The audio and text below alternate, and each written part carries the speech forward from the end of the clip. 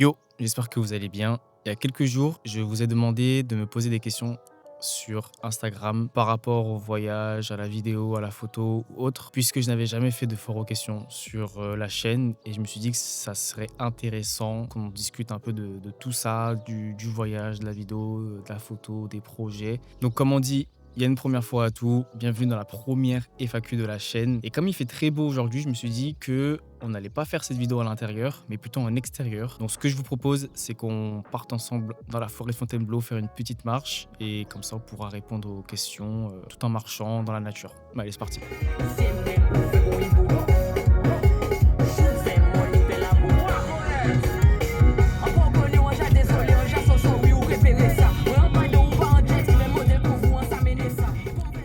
Bon, on est arrivé dans la forêt de Fontainebleau pour notre petite marche. Mais sans plus attendre, on va répondre déjà aux premières questions. J'en ai sélectionné 15. Première question, question posée par Brian. Qu'est-ce qui t'a poussé à te lancer dans la vidéo? Ce qui m'a poussé à me lancer dans la vidéo, franchement, c'est YouTube. C'est YouTube, mais aussi Instagram en vrai. En fait, c'est compliqué parce que j'ai commencé déjà la photo en 2021. Et je me souviens qu'en 2021, j'étais à fond sur les photos de Karl Chakour. Les photos qu'il a faites en 2021, là, il était trop fort. Il était trop fort. C'était des photos de voyage au drone, etc. Et j'aimais trop, trop, trop son univers. Et petit à petit, j'ai commencé à me former déjà en photo. Et la vidéo, c'est venu vraiment après en regardant les vlogs de certains créateurs. Je regardais les vlogs, etc. Et il y a eu ce voyage au Portugal avec des potes où je me suis dit, vas-y, j'ai envie de tester la vidéo. Et depuis là, en fait, il y a eu comme un petit déclic. Et ce déclic-là, il a eu de l'importance surtout en Croatie, en août 2022, quand j'étais parti avec Théophile et Vincent en Croatie. J'avais commencé les vlogs, c'était mes tout premiers vlogs en fait que je sortais. Et depuis, j'ai pas cessé d'apprendre sur la vidéo, différentes techniques, etc. Donc, ce qui m'a poussé à faire la vidéo vraiment, c'est simplement les réseaux et les inspirations que je voyais sur Instagram et TikTok. Instagram et YouTube plutôt, parce que TikTok, j'étais pas encore dessus. Deuxième question, question de Andy. Quel créateur t'inspire le plus? Il y en a beaucoup et dans différents domaines. Déjà, Karl Chakour. Karl Chakour, c'est sans doute l'artiste qui m'a donné envie de faire de la vidéo et de la création tout court. En ce moment, je regarde pas mal aussi les vidéos de Thomas Massa. J'aime beaucoup ce qu'il fait. C'est vraiment des vidéos qui m'inspirent pour la chaîne YouTube. Même son contenu sur le réseau, c'est quelque chose que j'ai envie de tendre un peu plus à l'avenir. Après, en tant que vidéaste pur, il y a Danny Gervitz et Elliot Grafton. Ces deux-là, ils sont vraiment forts. J'aime trop leurs vidéos, tout simplement. L'aspect cinématique qu'ils ont, la colorimétrie, le sound design, la composition des plans. Franchement, ils sont vraiment à un niveau, laisse tomber, ils sont trop forts. Quel est ton setup photo vidéo en voyage? Alors en boîtier, ce qui me filme actuellement, c'est le Sony Alpha 6700. C'est un boîtier APS-C hybride hyper compact. 4K 100 images par seconde, 422 10 bits, S-Log 3, tout ce qu'il faut, stabilisateur interne. Que demander de plus? Franchement, depuis que j'ai ce boîtier-là, c'est banger, c'est trop bien. Avec ça, j'ai deux objectifs. J'ai un 11 mm de chez Sony, celui qui me filme actuellement. Et j'ai un autre objectif, le Sony Zeiss 1670 f4. Ça, c'est vraiment un couteau suisse. En full frame, ça équivaut à du 24-105, je pense. F4, donc pour du paysage, de la photo, de la vidéo, c'est top. Franchement, j'ai rien à dire. Et le 11 mm qui me filme actuellement, c'est surtout pour du vlog. F2.8, c'est vraiment bien. Ensuite, en trépied, j'ai le Ulanzi Ecoman en fibre de carbone hyper léger et hyper compact. Je peux le mettre sur ma petite sacoche Peak Design. Et honnêtement, c'est un game changer. Après, en drone, j'avais le DJI R2S, mais je l'ai vendu récemment. Je compte acheter un DJI Mini, puisque les derniers Mini, le Mini 5 Pro, concrètement, la qualité, elle est ouf. Et surtout, ça a la taille de ma main, littéralement. Donc, c'est hyper compact. Donc, pour le voyage, c'est vraiment top. Après, en son, j'ai le DJI Mic 1 et je pense opter pour les DJI Mini 2, qui sont encore plus compacts et qui ont une qualité sonore incroyable. Et après, honnêtement, c'est tout ce que j'ai en termes de matos. C'est vraiment ce que j'emmène en voyage. J'ai pas besoin de 15 000 trucs. Et honnêtement, quand tu es en voyage, justement, plus tu es léger, plus tu auras envie d'avoir ton matériel partout. Et ça te permet de capturer plein de choses. Plutôt que d'avoir des gros objectifs, des gros boîtiers, des gros drones et tout. C'est plus encombrant et ça donne moins envie de se trimballer partout. Quelles sont les erreurs que tu retiens en vidéo et que tu ne voudrais pas recommencer? Ça suit un peu la réponse que j'avais avant pour le setup voyage, c'est d'acheter du matos inutile. C'est vraiment l'erreur la plus commune, j'ai l'impression, en vidéo, c'est d'acheter du matos qui ne t'est pas utile. Honnêtement, il vaut mieux maîtriser son matériel à fond et vraiment pousser son matériel à ses limites avant justement d'acheter autre chose. Puisque typiquement, j'avais acheté des stabilisateurs, j'avais acheté d'autres micros, j'avais plein de petits trucs que j'achetais. Et au final, je les utilisais une fois tous les 6 mois, voire plus. Et ça, c'est vraiment une erreur. Le matos dont tu n'as pas besoin, ne l'achète pas. Bon, il y a encore quelques questions, mais on va pas rester dans ce spot-là. On a quand même une petite boucle à faire de 3 heures. Et il est déjà 16 heures, donc on va se dépêcher un peu. Puis comme ça, je vous montre un peu les environs, la forêt de Fontainebleau. Et on répond très vite aux prochaines questions. Let's go!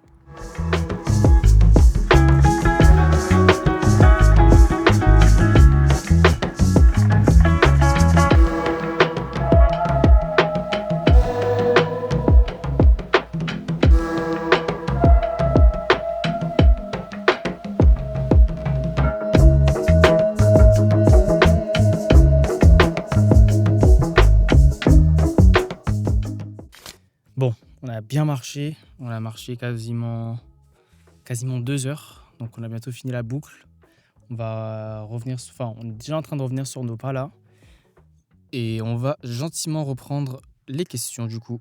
Donc Andy toujours qui me demande quel est ton projet préféré jusqu'à aujourd'hui et pourquoi. Mon projet préféré, il est très récent et c'est pas un projet de voyage, c'est un projet que j'ai eu pour un client et c'était une interview de Marie-Josée Pérec, surnommée La Gazelle, elle est triple championne olympique et en fait c'est juste incroyable puisque c'est la première prestation que je fais avec une personne aussi connue et c'était incroyable parce que en fait elle était trop gentille, trop sympa et surtout c'est une fierté parce que elle est comme moi, elle est guadeloupéenne, donc c'est d'autant plus une fierté. Et c'était juste trop bien de pouvoir l'interviewer sur sa carrière, sur comment elle gérait son stress. C'était vraiment passionnant, j'ai trop kiffé. Y a-t-il un domaine dans lequel tu préfères créer du contenu? Honnêtement, c'est le voyage.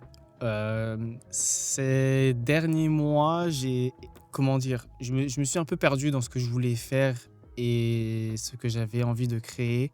Je suis dans une phase où j'ai envie de faire plein de choses et donc du coup dans ma tête c'est entremêlé entre les vidéos BTS, le sport, le voyage. Et récemment j'ai eu un déclic, c'est dû au voyage que j'ai fait avec ma copine là tout récemment. J'ai pas tant sorti mon boîtier mais rien que le fait d'être à l'étranger et pouvoir faire des photos et quelques vidéos, j'ai eu comme un petit courant électrique dans le corps et ça m'a rappelé qu'en fait j'aime juste trop le voyage et faire du contenu autour de ça. Et depuis mon voyage à Istanbul l'an passé, je sais pas comment l'expliquer, mais j'avais perdu cette envie-là de partir à l'étranger, de filmer, de faire des photos de voyage. Je m'étais plus concentré sur une DA plutôt vraiment filmmaker, cinéaste, un peu comme les créateurs que j'ai mentionnés plus tôt, à la Denny Gervitz ou à la Elliot Grafton. Au final, maintenant, dans ma tête, je me dis que je peux quand même faire les deux, que j'ai juste à écouter vraiment ce que dit mon cœur, tout simplement. Écouter ce que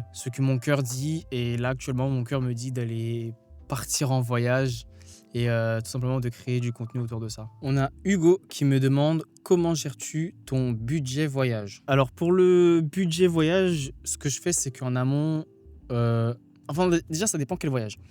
Typiquement là j'ai un gros voyage de prévu et j'avais déjà une enveloppe. Je me suis dit ok, avant de partir, je mets ça de côté et tout ça, c'est dédié uniquement à ce voyage-là. Donc c'est un budget que je prépare en amont, que je fais sous forme d'enveloppe. Et vraiment, toutes les dépenses qui sont allouées à ce voyage, je pioche dedans. Je ne touche pas au reste. C'est interdit. Et en vrai, même pour les petits voyages, c'est à peu près pareil. Mais je suis moins, comment dire, je suis un peu moins exigeant, je suis un peu plus souple. Je laisse une fourchette assez large. Par exemple, je dis que voilà, je pars 5 jours en city trip en Europe.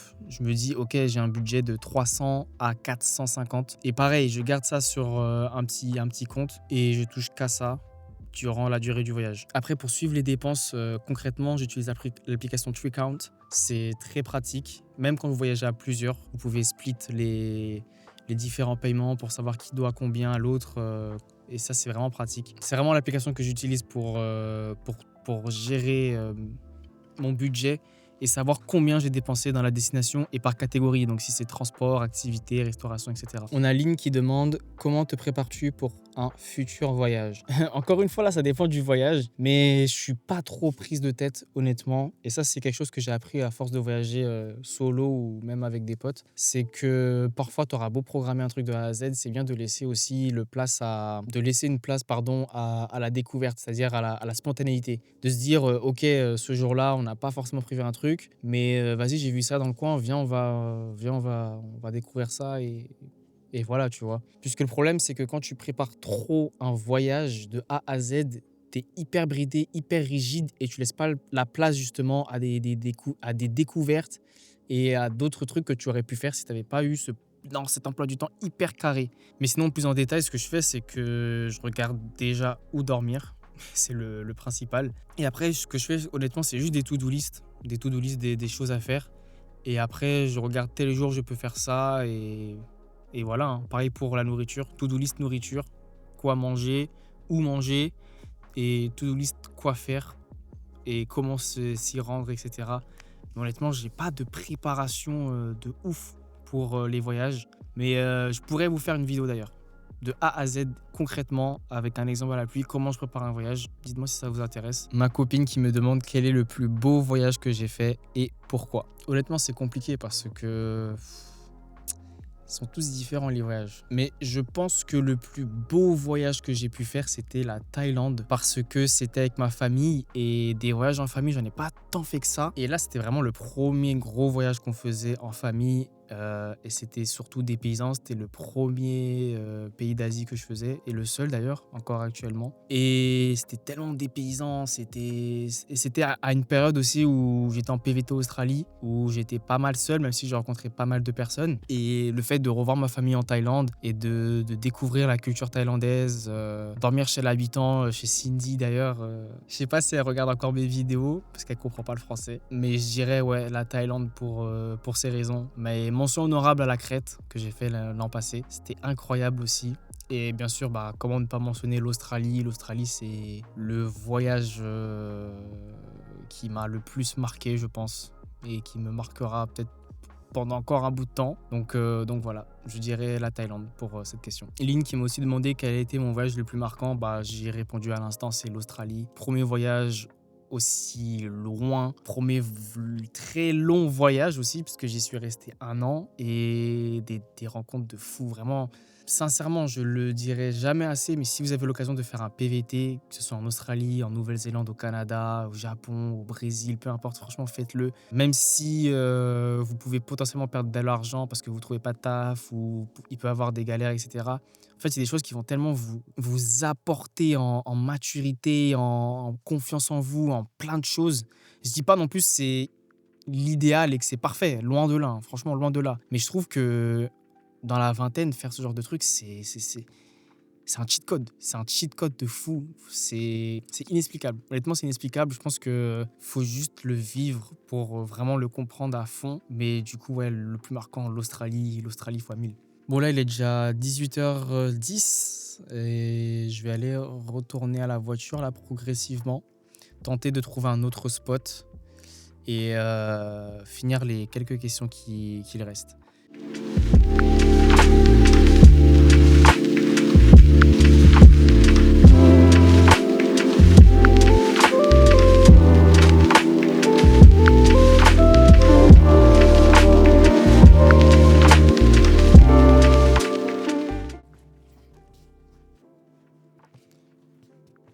J'ai un peu dévié de ma trajectoire là pour retourner à la voiture et je suis tombé sur ce spot avec du sable blanc, incroyable. Donc je pense qu'on va terminer la vidéo ici. En plus, il y a un tout début de coucher de soleil. Enfin, le soleil est plus bas que tout à l'heure, quoi. Donc la lumière est un peu plus douce. Franchement, c'est incroyable. Il manquerait plus qu'une petite plage. Je vais poser mon sac et je pense que je vais me poser par là, et continuer le chemin pour aller à la voiture, pour répondre aux dernières questions. Ok, on va répondre aux dernières questions. Alors, on a Michel qui demande quelle est ta destination de rêve. Ma destination de rêve, c'est la Polynésie française. Il y a un truc qui m'attire dans cette destination, c'est... Je sais pas comment l'expliquer. En fait, déjà, c'est tellement beau. Les plages. En fait, le décor est tellement beau, je sais même pas comment l'expliquer. À chaque fois que je vois des vidéos sur les réseaux de la Polynésie française, c'est tellement beau. Après, je sais que bien évidemment, entre les réseaux sociaux et la réalité, il y a une différence. Mais même les locaux, pour la petite histoire, j'ai fait l'armée, il y avait pas mal de Polynésiens, de Tahitiens, c'était hyper sympa. Et je sais pas, je kiffe trop. Le fait que ce soit genre tellement isolé, tellement loin, je pense que tu as vraiment l'impression d'être vraiment au bout du monde. Et c'est ça que je recherche. Surtout qu'en plus, il y a plein d'îles là-bas. Et chaque île est assez différente. Franchement, bref, Polynésie française, destination de rêve. Toujours Michel qui me demande quel pays sous-coté aimerais-tu découvrir. Alors, il y en a pas mal. Il y a des pays qui sont sous-cotés, mais qui commencent à devenir un peu plus populaires. Je pense à l'Albanie ou à la Malaisie. Mais un pays pas très loin qui m'intéresse un petit peu, c'est le Monténégro. Il y a des paysages qui sont vraiment, vraiment pas mal. En Afrique, j'aimerais tellement aller au Bénin. Ces derniers temps, j'ai une envie d'aller au Bénin. En plus, j'ai regardé le documentaire de Sali, ça m'a donné encore plus envie. Donc ouais, je dirais ces deux pays-là, Monténégro et Bénin. Quel lieu rêves-tu de filmer un jour? Je pense que ça serait le volcan Acatenango, Guatemala. Ça va être assez époustouflant à filmer et surtout à voir, tout simplement, genre un volcan en éruption. Mais en lieu, ouais, je dirais ça, le volcan Acatenango, Guatemala. Pourrait être pas mal. Johan qui me dit, y a-t-il un projet bikepacking en cours? Alors, le bikepacking, Michel m'a mis dans une propagande. C'est une dinguerie. J'ai tellement envie effectivement de faire ce projet-là et du bivouac aussi. C'est des projets que j'ai en tête et que j'aimerais bien expérimenter. Je pense dans un premier temps le bivouac déjà et après investir dans un bon vélo et pourquoi pas sillonner les routes et les pistes cyclables en Europe. Il y a plein de trucs à faire, déjà même en France. Donc en cours, non, mais en tête, oui. Et enfin, dernière question de Amélie. Un prochain voyage de prévu? Oui, oui, oui, oui, oui. À vrai dire, il y en a même deux pour l'instant à cette date-là, à l'heure où je tourne la vidéo, donc le 6 juillet 2026. Il y en a deux. J'en ai un à Rotterdam avec ma copine en août et un gros voyage en octobre au Brésil avec mes cousins. J'ai tellement hâte. Ça fait genre un an quasiment là que... Enfin même peut-être plus, mais bref, j'ai trop envie. J'ai trop envie de découvrir le Brésil. J'y serai pendant 3 semaines et demie, de Rio à Salvador de Bahia, à Jalapão, à Lençóis Maranhenses. Bref, j'ai trop hâte. Donc oui, un prochain voyage de prévu, un gros voyage de prévu, le Brésil en octobre. J'ai trop hâte de vous filmer ça, là, de vous faire du contenu sur Instagram et une belle vidéo YouTube, là, franchement. J'ai trop hâte, trop hâte. C'est tout pour cette FAQ, j'espère que ça vous a plu et n'hésitez pas à me mettre en commentaire si vous avez d'autres questions et si vous voulez d'autres vidéos de ce type. Portez-vous bien.